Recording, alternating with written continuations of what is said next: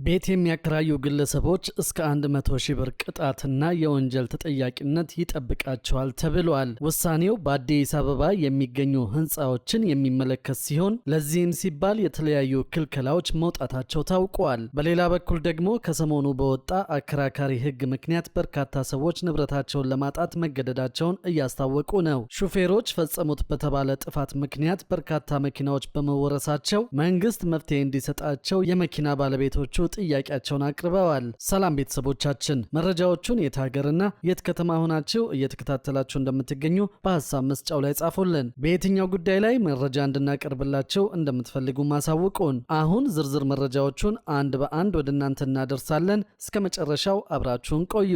በህገ ወጥ ንግድና በኮንትሮባንድ ስም እየተወረሰ ያለውን ንብረት መንግስት ተገቢውን ማጣራት በማድረግ ፍትህ እንዲሰጥ ተጠየቀ።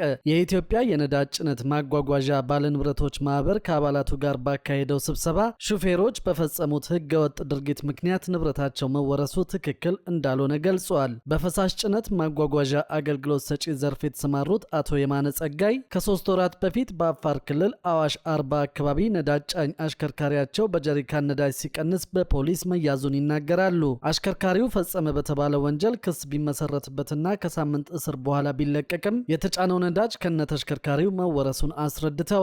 ግለሰቦች በሰሩት ጥፋት ሊቀጡ እንደሚገባ ቢያምኑም የባለንብረቱ ሀብትና ንብረት መወረሱ ተገቢ አለመሆኑን ገልጸዋል። አንድ ጀሪካን የማይሞላ ነዳጅ ሾፌሩ ወሰደ ተብሎ ከ10 ሚሊዮን ብር በላይ ንብረት ተወርሶብኛል። በዚህም ሳቢያ እንደገና ወደ ስደት ለመመለስ ተገድጃለሁ ብለዋል። በህጋዊ መንገድ ከጅቡቲ ወደ ሀገር ውስጥ የገባ ነዳጅ ኮንትሮባንድ ነው ተብሎ መወረሱ ተገቢ እንዳልሆነና የፌዴራል መንግስት ጉዳዩን አጣርቶ ፍትህ እንዲሰጣቸው ጠይቀዋል። ሌላው የፈሳሽ ጭነት ማጓጓዣ ባለንብረት አቶ ሙላት አንዳርጌ በሰጡት አስተያየት ደግሞ አሽከርካሪዎች የሚቀሽቡት ነዳጅ ግለሰቦች የመንግስት ሀብት ላይ የሚፈጽሙት ምዝበራ መሆኑን ጠቅሰዋል። ይሁን እንጂ ተጠያቂ መሆን ያለባቸው ራሳቸው አሽከርካሪዎች ብቻ እንደሆኑ የተቀሸበው መጠን በኤግዚቢትነት ተይዞ ክስ መመስረት ሲገባ ሙሉ ንብረቱ መወረስ የለበትም ሲሉ ቅሬታቸውን አሰምተዋል። በቀረበው ቅሬታ ዙሪያ የአፋር ክልል ምላሽን ለማግኘት የተደረገው ጥረት ለጊዜው አልተሳካም። ጉዳዩ ይመለከታቸዋል የተባሉት በአፋር ክልል አዋሽ አርባ የዞን አስተዳዳሪ ኃላፊ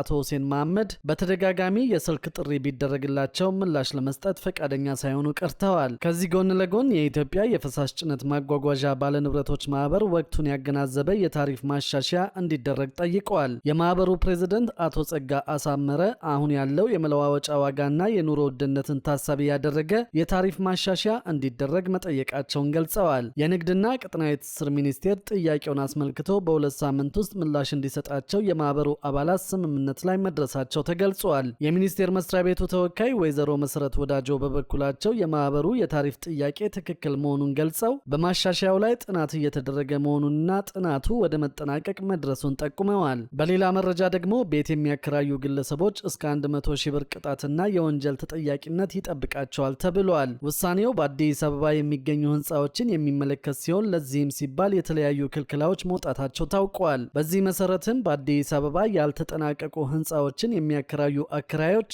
የ100 ሺህ ብር ቅጣትና የወንጀል ተጠያቂነት ይጠብቃቸዋል የተባለው። ይህንን ጉዳይ የሚያስፈጽመው የእሳትና አደጋ ስጋት ስራ አመራር ኮሚሽን ያዘጋጀው አዲስ የአደጋ ስጋት ደህንነት መመሪያም ወደ ስራ ገብቷል። በመመሪያው ከተካተቱ ክልከላዎች መካከል በህንፃ ግንባታ ወቅት የሰራተኞች ደህንነት መጠበቂያ መስፈርቶችን አለማሟላት፣ ለአደጋ የሚያጋልጡ የተቆፈሩ ጉድጓዶችን አለመከለልና ምልክት አለማድረግ፣ ለአደጋ የሚያጋልጡ ጠንካራ ያልሆኑ የማደላደያ ቁሶችን መጠቀም፣ በቀላሉ ሊደረመስ የሚችል አፈርና የግንባታ ተረፈ ምርቶችን ማከማቸት ይገኙባቸዋል። እርምጃው ግንባታቸው ሳይጠናቀቅና የደህንነት ማረጋገጫ ሳያገኙ ለአገልግሎት የሚውሉ ህንፃዎች በዜጎች ህይወትና ንብረት ላይ ከፍተኛ አደጋ ከመደቀናቸው ጋር ተያይዞ የመጣ እንደሆነ ተገልጿል። አሁን በስራ ላይ ባለው የመኖሪያ ቤት ኪራይ ቁጥጥርና አስተዳደር መመሪያ መሰረት የሰሩትን ቤት ያለ አገልግሎት ማስቀመጥ ግን በህግ እንደሚያስጠይቅ በይፋ ተነግሯል። አንድ አከራይ ቤቱን አድሶም ይሁን አዲስ ሰርቶ ለ6 ወራት ያህል ሳያከራየው ያስቀመጠው እንደሆነ ወይም ለሌላ ጥቅም ካላዋለው ቤቱ ቢከራይ ሊያስገባ ይችል የነበረው ገቢ ተሰልቶ የአከራይ ተከራይ ግብር እንዲከፍል ይደረጋል ተብሏል። ይህንን ተግባር ከ5 ዓመታት በላይ ከቀጠለበት በሚከፍለው ዓመታዊ የንብረት ግብር ላይ ተጨማሪ 25 በመቶ እንዲከፍል እንደሚደረግም በመመሪያው ላይ ሰፍሯል። ይህ ግን በንብረት ላይ የመወሰን መብትን አያሳጣም የሚል ጥያቄን እያስነሳ ይገኛል። ብዙዎች ቤት ለማግኘት በሚቸገሩበት ሀገር ላይ ቤትን ሰርቶ እንዲሁ ማስቀመጥ መብት መሆን የለበትም። ከዚህ ይልቅ የቤት ተከራዮችን ቤት የማግኘት መብት ያጣበበ ነው ሲሉ የህግ ባለሙያው አቶ ጥጋቡ ደሳለኝ ተናግረዋል። የህግ ባለሙያው ይህኛው የመመሪያው ክፍል በቤቶች ልማትና አስተዳደር ቢሮ በኩል ተለይቶ ጥብቅ ቁጥጥር ሊደረግበት የሚገባው ነው የሚልም ሀሳብ አላቸው። በሌላ በኩል አከራይና ተከራይን ለማስተዳደር የወጣው መመሪያ ስለመጣሱ በማስረጃ አረጋግጦ የሚያቀርብልኝ ካለ ጥብቅ የሆነ ህጋዊና አስተዳደራዊ እርምጃ ወስዳለሁ ሲል የአዲስ አበባ የቤቶች ልማትና አስተዳደር ቢሮ ተናግረዋል።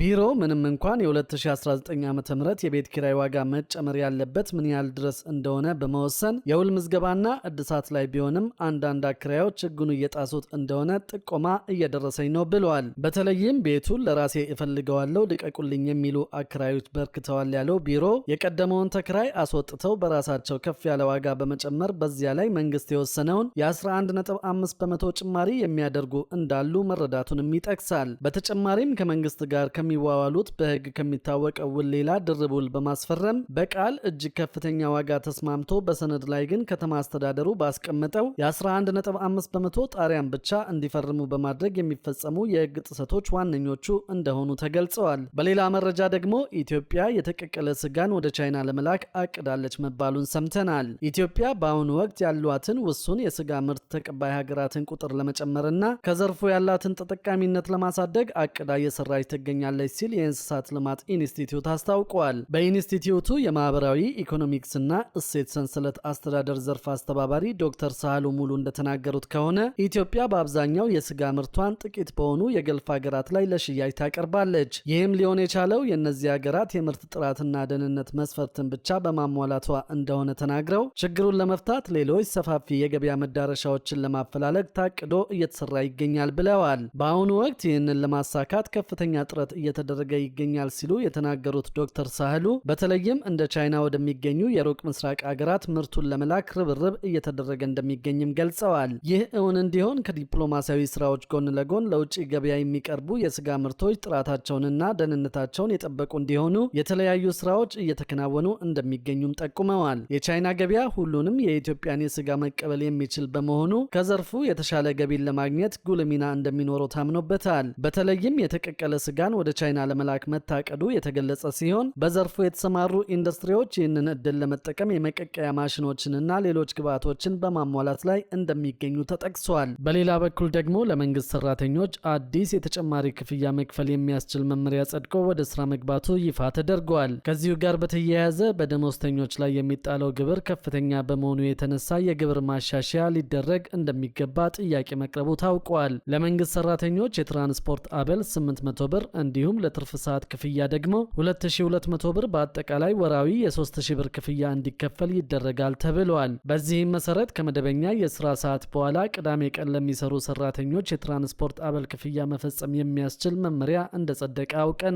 በመሶብ የአንድ ማዕከል አገልግሎት ከመደበኛ የስራ ሰዓት ውጭና ቅዳሜ ለሚሰሩ ሰራተኞች የትራንስፖርት አበል አፈጻጸም መመሪያ በሲቪል ሰርቪስ ኮሚሽነር ዶክተር መኩሪያ ኃይሌ በተጠናቀቀ ወር ተፈርሞ መውጣቱም ታውቋል። አዲሱ ሰነድ እንደሚያስረዳው ኮሚሽኑ መመሪያውን እንዲያወጣ አስፈላጊ ካደረጉት ምክንያቶች መካከል በመሶብ የአንድ ማዕከል አገልግሎት የሚሳተፉ የፌዴራል መንግስት ተቋማት ሰራተኞች ከመደበኛ የስራ ሰዓት በኋላና ቅዳሜ አገልግሎት በመስጠታቸው ምክንያት ተጨማሪ የመጓጓዣ ወጪ ስለሚገጥማቸው እንደሆነ ታውቋል። ከዚህ ባለፈም የአገልግሎት ቀጣይነትን፣ የሰራተኞችን ደህንነትና የስራ ተነሳሽነትን ለማጠናከር ፍትሃዊ፣ ግልጽና ተግባራዊ የትራንስፖርት አበል አፈጻጸም ስርዓት እንዲዘረጋ ለማድረግ አስፈላጊ በመሆኑ በሚል ኮሚሽኑ በአዋጅ በተሰጠው ስልጣን መሰረት መመሪያው እንዲወጣ መደረጉ ተገልጿል። ከቀናት በፊት የጸደቀው መመሪያው መሟላት ያለባቸውን ሂደቶች ለሚያሟሉ ሰራተኞች የትራንስፖርት መጓጓዣ አበል መጠን በወር ለ4 ቅዳሜ ቀናት 800 ብር እንዲሁም ለ22 ቀናት የምሽት ስራ ደግሞ 2200 ብር በአጠቃላይ ወራዊ የ3000 ብር ተከፋይ እንደሚደረግ ያስረዳል። መመሪያው ተፈጻሚ የሚሆነው በመሶብ አንድ ማዕከል አገልግሎት ዋና መስሪያ ቤትና ቅርንጫፍ ማዕከላት ውስጥ ከመደበኛ የስራ ሰዓት በኋላና ቅዳሜ አገልግሎት በሚሰጡ ሁሉም የፌዴራል ተቋማት ሰራተኞች ላይ እንደሆነም ተደንግገዋል። ይሁንና መመሪያው የትራንስፖርት አበል የማይከፈልባቸው ሁኔታዎችንም በዝርዝር አመላክቷል። በዚህም መሰረት በረዥም ጊዜ ስልጠና ወይም ትምህርት ላይ ለሚገኝ ሰራተኛ በተፈቀደው የስራ መርሃ ግብር መሰረት በስራ ላይ ላልተገኘ ሰራተኛ ተቋሙ በጋራ ወይም በተናጠል ትራንስፖርት አገልግሎት ላቀረበለት ሰራተኛ እንዲሁም ደግሞ በተመሳሳይ ዓላማ ከሌላ ምንጭ መጓጓዣ ድጋፍ ለሚያገኝ ሰራተኛ ክፍያ አይፈጸምም። ከዚሁ ጋር በተያያዘ በደሞዝተኞች ተሽከርካሪዎች ላይ የሚጣለው ግብር ማሻሻያን በተመለከተ ማሻሻያ ሊደረግ እንደሚገባ ጥያቄ መቅረቡ ታውቋል። ደሞዝተኛው ማህበረሰብ ከፍተኛ የኑሮ ውድነት ጋር ተያይዞ የሚደርስበትን የኢኮኖሚ ጫና ለመቀነስ መንግስት በደሞዝ ላይ የሚጥለውን የገቢ ግብር መጠን ሊያሻሽል እንደሚገባ ፕራግማ ካፒታል የተሰኘው ድርጅት ገለጸ።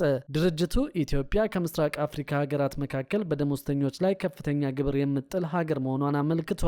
ከፍተኛ የኑሮ ውድነትና የዋጋ ግሽበት ከግብር ጫናው ጋር ተዳምሮ በደሞዝተኞች ላይ ከባድ የኢኮኖሚ ጫና እየፈጠረ መሆኑን የገለጸው ድርጅቱ መንግስትም የደሞዝ ግብር ስርዓቱን ሊያሻሽለው እንደሚገባ ጠቁመዋል። በሌላ በኩል ደግሞ የትራፊክ ጉዳት ካደረሱ አሽከርካሪዎች ውጪ የአሽከርካሪ ብቃት ማረጋገጫ ማገድ ለጊዜው እንዲቆም መደረጉ ይፋ ተደርጓል። በዚህም የአዲሱ የደንብ ዝርዝር የአፈጻጸም መመሪያ እስኪጸድቅ የትራፊክ ጉዳት ካደረሱ አሽከርካሪዎች ውጪ የአሽከርካሪ ብቃት ማረጋገጫ ማገድ ለጊዜው እንዲቆም ተደርጓል።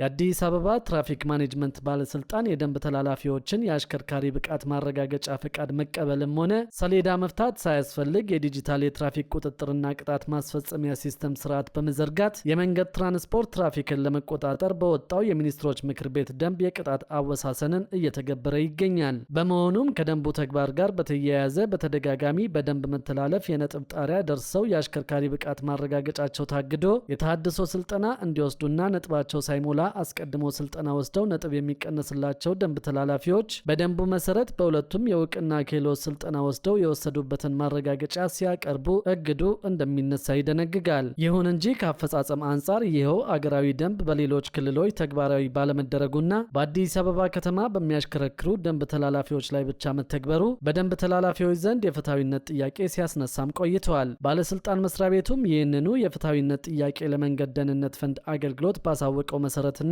ተቋሙም ችግሩን በመረዳት ምላሽ እንደሰጠበት ተገልጿል።